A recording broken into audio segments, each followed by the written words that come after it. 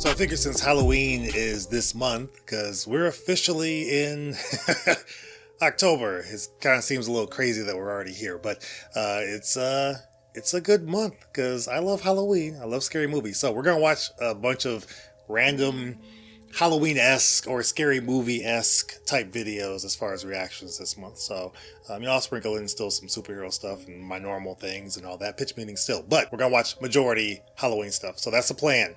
I'm hoping. Let's get into some dead meat because it's been a while. I'm sorry. You guys have been asking for it. Let's get into it. Let's do it right now. Welcome to the Kill Count, where we tally up the victims in all our favorite horror movies. I'm James A. Janice, and today we're looking at Killer Klowns from Outer Space. This is a weird one. From 1988 that was the only movie ever written and directed by the Kyoto brothers, who, if you didn't know, are three special effects brothers who have done a lot of iconic stuff throughout the years. Huh.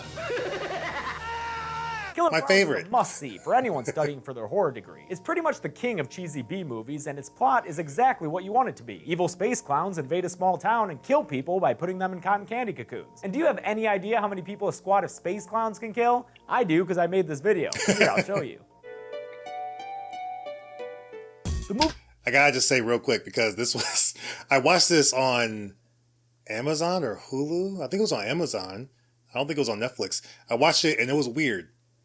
It was really weird. I was like, what was even the point of this movie, really? Like, it's not scary. It's just creepy. Maybe that was the point. It's just super creepy, which I guess would be the case if actual killer clowns from outer space came and invaded Earth and decided to just kill people and mummify them in what looked like cotton candy, delicious cotton candy. The movie begins with the most bitchin' song ever recorded, the title song by the Dickies. The circus rock anthem plays over endless Kyoto brother credits as we check in at Top of the World, a makeout place full of teenagers sucking face, until an ice cream truck clown interrupts them with some naughty limericks. We'll give you the stick, you give it a lick. Driving the truck is the Terenzi brothers, Rich and Paul, a pair of vaudevillian characters whose entrance involves a lot of obvious line overdubbing. Cool off those hot lips with our tasty, frozen, fruity bars. Hard to believe anyone would want to be friends with these out-of-sync vulgarians, and for the most part, you'd be right. But they do have one friend who's true blue, Mike Tobacco, played by our boy Grant Kramer from New Year's Evil. Mike starts making out with his girlfriend Debbie in his dinghy. Hey ya, but they're still on first base when a ball of yellow light shoots across the sky. Mike must not be a very engaging lover, because Deb's way more into the sky rock than his tongue magic, and she convinces him they should go find it instead of continuing to dry hump in his dinghy. Hey ya. Nearby, Farmer Gene Green also saw the space ball, and since he's a well-read man, he surmises it must be Haley's Comet. He arms up with the help of the film's prop master and sets out to build himself a Haley's Comet hot dog stand with bloodhound poo. That's his dog's name. He's not carrying around actual bloodhound poo. He finds a circus tent in the woods, which only gets him more excited. I love the circus. But as he's looking for the ticket booth, a clown shadow appears and, through a hole in the tent, nets himself one poo dog. A bandana is all that's left, so Gene Green gets mean and screams at the circus tent. I'll tear this thing apart with my bare hands. But he's in for a shock, because the circus has a natural defense that knocks him to the ground. The film's first killer clown steps into frame, and they look like horrifying. This clown's name is Jumbo. He pulls out a gun to give us our first kill on the count. Gene Green, more like Gene Pink. Sergeant Kurt Mooney of Crescent Cove PD drags a couple of... I did kind of like the look of the clowns, though. It's almost like claymation mixed with practical. Like, it's all practical, but I like how they went about it. I just wonder, like, what did the behind the scenes look like? I gotta look that up, because it was pretty interesting. Punks into the station and tells them how he really feels. It's scum like you that are killing this town. Yep, Mooney hates youth culture, probably because of all those crazy antics at favorite college. But his deputy Dave Hansen's alright, getting real insubordinate and yelling at Mooney for being such a dick. Over the roads and through the woods. Was it just me, or was Mooney in like a different movie? Like you had this campy, crazy, creepy film happening right now, but I feel like he thought he was in a different film. Like he thought he was in a whole completely different movie where he had to give this really dramatic performance. I don't know. Mike and Deb find the circus tent, and all of a sudden, their interest in this little adventure flippy floppies. Mike's pumped to go into this place, sounding like a circus aficionado. This is that new wave European circus fantastique. And Deb wants to keep it down, because, like, come on, Mike, it's pretty weird in here. This place great or what? Or what? Place looks like it was decorated by Clowns R Us. It looks like it was decorated Equated by Clowns Are Us. Oh, good joke. They keep going, and after beep booping on some buttons, they open a door that sucks them in and spits them out into a giant matte-painted room with a huge-ass Tesla coil thing in it. Yo, Mike, dare you to touch it. It'll make your hair stand up. Like, stand up more. Those lightning bolts are evidence enough for Deb to figure out what's going on here. The shooting star we went to go look for. We are in it. They see a shadow coming down the hallway and run away. And behind door number 2 is a room full of giant pink fuzzy light bulbs. These truck nuts looking things are cotton candy cocoons. And although their presence means there have been a bunch of victims, it's not going to be feasible for me to count them all. Especially when we come back to this room later. It's like the spaceship colony in Jason X. My hands are tied here. Deb's justifiably freaking out, but Mike's chill as I've never seen anything like this before. Have you? No. He tries to prove to her it's just a cotton candy storage facility, but when he rips a cocoon open, it reveals the bloody face of Gene Green, and it's a nasty scene. The door opens, and the lovebirds hide from this new clown, Rudy, and they almost escape while Rudy's doing clown business on his popcorn computer. Until Mike sees another cocoon face he recognizes as some dude named Joe Lombardo. Since it's a confirmed invisible kill, I'll put Joe on the list. Mike and Deb flee, and Rudy arms himself with a big gun that he uses to shoot popcorn after them, which flies through the air and sticks to their clothes when they jump out of the tent. Popcorn? Why? Popcorn? Because the clowns, that's why. Rudy's joined by Spike, who does some space clown magic and creates a balloon dog that they use to track Mike and Deb. It leads the clowns to Mike's SUV, as he and Debbie make their getaway. On the way out, we get a gross close-up of a clown's face when Bibbo jumps onto the windshield. Mike shakes him off, but don't worry about Bibbo. He sits up like Jason X and joins a whole bunch of other clowns as they waddle their dumpy asses towards the sleepy town of Crescent Cove. Deb and Mike go to the police station since Deb's apparently friends with Dave. They tell him about the bodies they saw. And those pink cotton candy cocoons. And go all in on their crazy tale, saying the tent was a spaceship and that they were attacked by clowns. Mooney walks in and whistles the movie Here he goes. Killer clowns from outer space. And dismisses Mike and Deb as crazy kids after recognizing Mike, not as Derek, son of Blaze, but as a friend of those crazy Terenzi brothers. Dave's at least willing to check out their story, so they leave as Mooney heckles them. Make a dummy out of yourself, but you're not gonna make a dummy out of me. Later on, that line will seem ironic. In the car, Mike discovers that Dave and Deb used to date. Maybe they broke up because Dave's so damn controlling, insisting on dropping Deb off at home because clown chasing ain't no place for a proper lady. Even Mike tells her to just stay safe at home and let the manly men handle the space clowns. But don't worry, Deb, you're not missing much, because when Mike takes Dave to the woods, the circus tent is gone, and in its place is just a giant crater. I'd still say that warrants looking into, but Dave gets pissed and cuffs Mike with a second-degree charge of clowning around. Meanwhile, the clowns have been having their own adventures about town. First, at a random Smoky Park gazebo, a toe-headed guy comes across a puppet show. Although he's skeptical at first, the play's message about the hardships of unrequited love eventually wins him over. But then Spike unfolds from the booth and shoots him with his cotton candy gun, cocooning the kid and giving a truly hideous laugh. Oh, that was actually kind of creepy, yo. Rudy the clown finds his way to a drugstore where he apes an animatronic, then follows a couple of girls inside. The next time we see him, he's knocking shit over, and those girls are cocoons, giving us a twofer to add to the count. Now they're gonna be all like, I can't believe you wore the same outfit as me. Elsewhere, a lady lounging with a wine glass opens her door and gives the weirdest reaction to a pizza delivery I've ever seen. Thank you. Oh, pizza. Thank It's you. a frozen pizza, though, since Shorty, my favorite clown, pops out with a gun and shoots her, turning her into a wine-flavored cotton candy. A similar gag is done with another lady, who opens the door to Fatso the clown, giving her a box of chocolates. While she ain't looking, Fatso pulls out his gun, and although we don't see him fire, I think it's safe to put her on the list. Another vignette gives us the most memorable kill of the movie. Shorty rides his tricycle up to a gang of bikers. This is the funniest one. It taunts the little clown, going so far as to smash his trike into a bunch of pieces. Shorty makes little sad noises, but then jumps into the air and returns with an adorable pair of boxing gloves. As he preps himself for the fight, the biker gives him a great idea. What are you gonna do? Knock my block off? Oh, God. Tam is right. Watch that body hit the floor. As the bikers flee, Shorty also gives a horrifying clown laugh. That's the best kill in the movie. Back to the police station, Dave and Mike pass by top of the world looking all disheveled. Inside a cotton candy-filled truck, they find some glasses that Mike recognizes as belonging to a dude named Bob McRee, seen in the beginning of the movie and played by a young Christopher Titus. And if you have a problem with me including him on the kill count, don't blame me, blame Mike. They got him.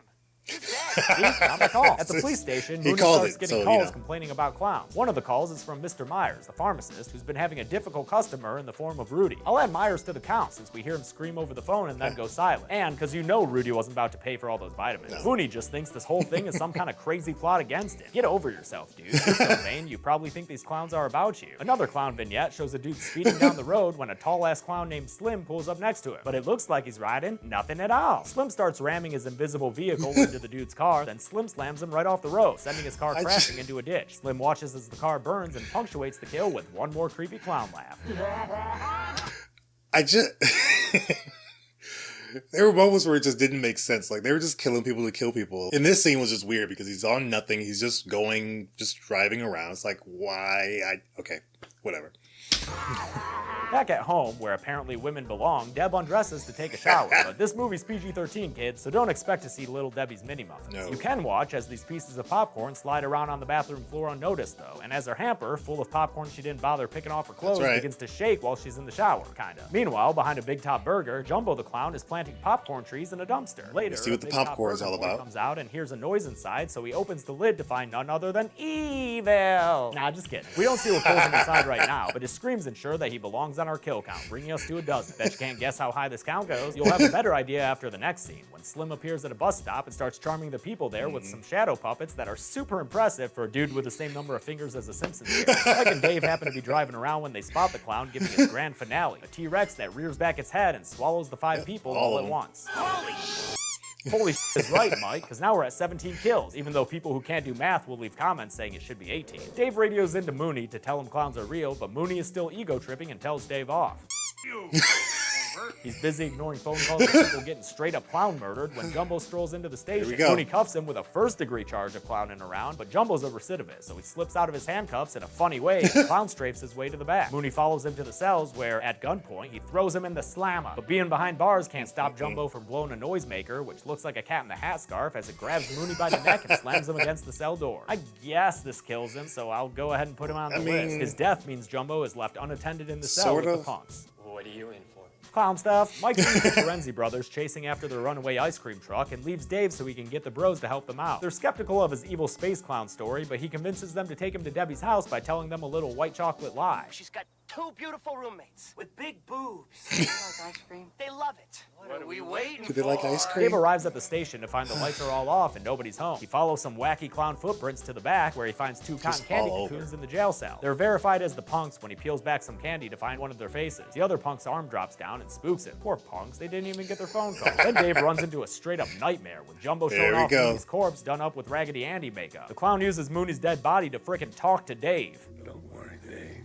All we want to do is kill you. And by the time he pulls a bloody hand out of Mooney's back, you've forgotten you were watching a fun and silly B-movie. Dave shoots at Jumbo, but it don't do shit until he aims a shot squarely at his nose, which blows up in a glittery mess. Jumbo spins around and blows up entirely, becoming our first killer clown on the list. Mike still hasn't gotten the Terenzi brothers to believe him, so it's a good thing they turned the corner right into a cavalcade of proof. It's a killer clown parade, aka the most annoying scene I've ever had to kill count. Here's what I'm gonna do. I'm gonna highlight the cocoons I see and put a little number next to them so you can count along with me. Alright, so in the first shot, there's one in the far distance. A clown takes a second and tosses out a window to another clown who adds it to a pile of 5 more cocoons. Got those? We're at 7. We see another cocoon in this clown's arms as they walk down a street, that's 8, and 3 more by a random loading zone sign makes 11. The clowns vacuum up number 12, and in the background you can see 13 and even 14. There's a guy hiding under a car, and is that another cocoon by him? Nah, son, we already counted it as number 13. Notice the same blue car and gallery storefront in both shots? And finally, when Homeboy makes a run for it, he gets shot in the back and turned into number 15 for our grand total of clown parade victims. There we go. Mike and the Terenzis turn around and leave. You did a good job at her house, Deb has finally finished taking the longest shower in horror movie history. We counted 24 kills while you were in there wasting water, lady. And during that time, the popcorn has grown into little nasty clown boys who emerge from the hamper and her medicine cabinet looking like rejected Bowser minions. There's nowhere for her to run, really. She's got clowns outside her door, clowns outside her window, and eventually clowns inside her house. Slim shoots her with a special gun that puts her inside a big yellow balloon ball. Mike rolls up to her house right as Slim is tying Deb. I was thinking that too, like, why didn't they kill her?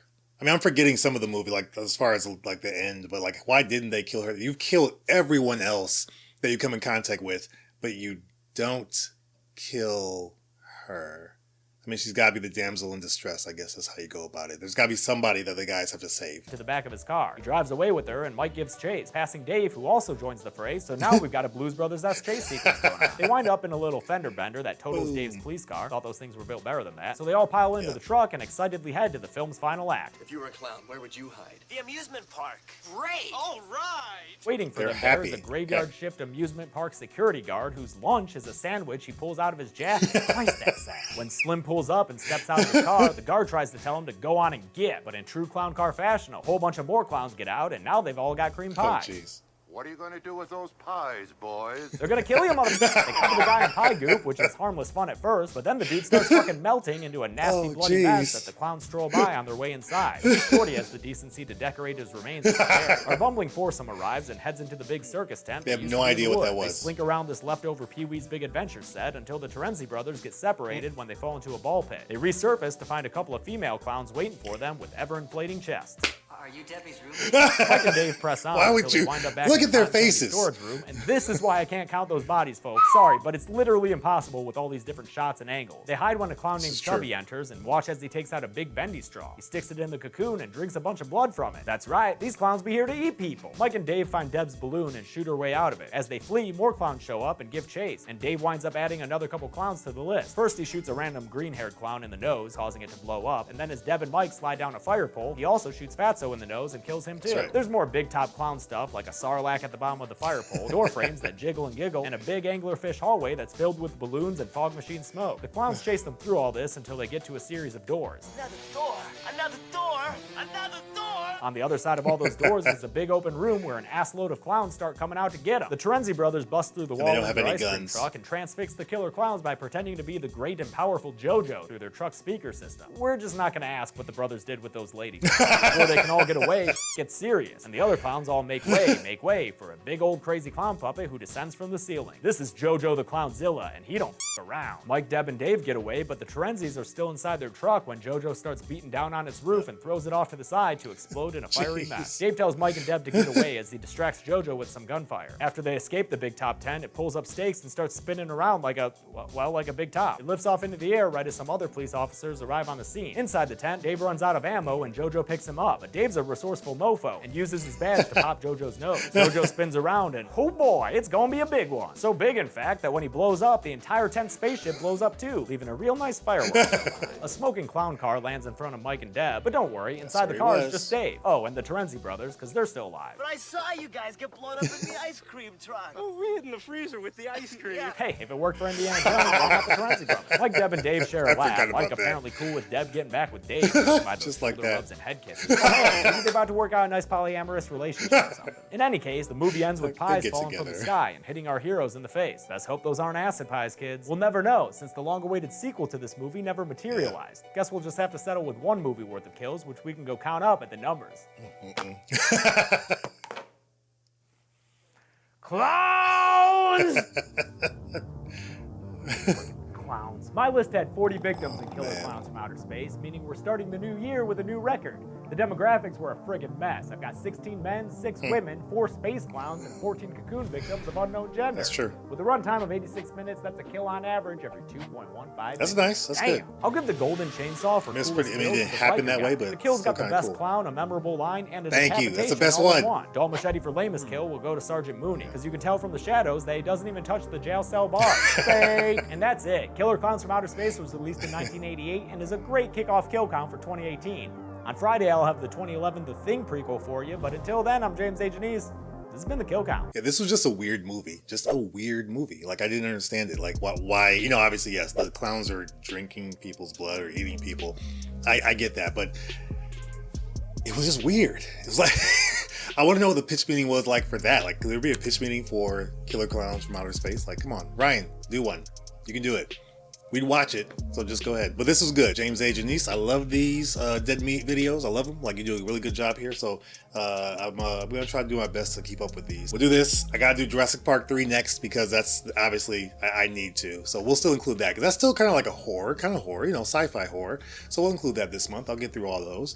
But fun stuff. Let me know other Dead Meat videos you want me to watch. So put them in the comments below. I'd love to hear your thoughts on those. And we can talk about this one. To my hyper crew, Brian Tidwell, Steve O, Slepnir, K6013-Milner, Daniel Lopez, Jonathan Cedarland, and Kratos. Thank you guys so much for choosing that top tier crew. You get a verbal shout out by me in every video. To all my members and my subscribers, thanks so much for supporting the channel in any way that you do, whether it's hitting that subscribe button or doing that and supporting the channel monetarily by being a member of the channel. Thanks so much. It really goes a long way and it helps me do what I do, and the channel's definitely growing, so I'm enjoying that. I think you guys are too. So here's some more reactions and content. If you want to stick around, I'll be in the comments. I'll wait for you guys. We can talk about this. You can check out some of our other popular videos and our most recent reaction. But if you want to take a break and kind of chill out and disconnect from this and go talk to somebody, do that too. I think you should take some time and just get some fresh air and chill for a little bit. If you can. Say if you can, of course. But I'll be here. I'll talk to you guys in the comments. You guys have a great day otherwise, and I'll see you on the next video.